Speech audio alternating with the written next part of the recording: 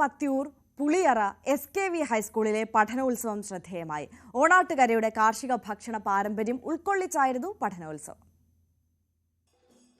ഓണാട്ടുകരയുടെ തനത് ഭക്ഷണ വിഭവങ്ങളാണ് അണിനിരത്തിയത്. കൊഞ്ച്, മാങ്ങ, കപ്പ, കാച്ചിൽ, ചേമ്പ്, പുഴുക്ക്, ഇലയട, കൊഴുക്കട്ട, എള്ളുണ്ട, മാമ്പഴ പുളിശ്ശേരി, ഉപ്പിലിട്ടവ അങ്ങനെ നീളുന്നു വിഭവങ്ങൾ. ഓണാട്ടുകരയുടെ കാർഷിക സംസ്കാരത്തെക്കുറിച്ച് അവബോധം നൽകാനായി നെല്ല്, എള്ള്, കരിമ്പ്, ചോളം, കപ്പ, കാച്ചിൽ, ചേമ്പ്, ചേന, ചക്ക, നക്ഷത്രപ്പുളി എന്നിവയും പ്രദർശനത്തിൽ ഉണ്ടായിരുന്നു.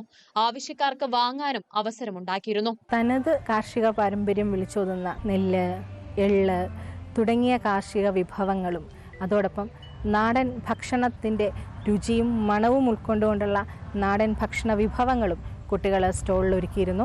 പത്തിയൂരിന്റെ പ്രാദേശിക ചരിത്ര രചനയും മനുഷ്യ ശരീരത്തിലെ അവയവങ്ങളുടെ മാതൃകകളും പ്രദർശനത്തിൽ ഉൾപ്പെടുത്തിയിരുന്നു. കഴിഞ്ഞ അധ്യയന വർഷം കുട്ടികൾ ആർജിച്ച പഠന മികവിന്റെ ദൃശ്യാവിഷ്കാരമാണ് പഠനോത്സവം എന്ന പേരിൽ ഇന്നിവിടെ നടന്നത്. ശാസ്ത്ര, ഗണിതശാസ്ത്ര, സാമൂഹ്യശാസ്ത്ര മേളകളെ അനുസ്മരിപ്പിക്കും വിധം കുഞ്ഞുങ്ങൾ വിവിധ സ്റ്റാളുകൾ ഉണ്ടാക്കുകയും അവിടെ അവരാർജിച്ച കഴിവുകൾ പ്രകടിപ്പിക്കുകയും ചെയ്തു.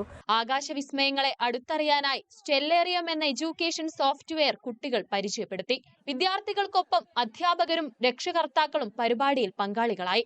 ന്യൂസ് 18 കായംകുളം.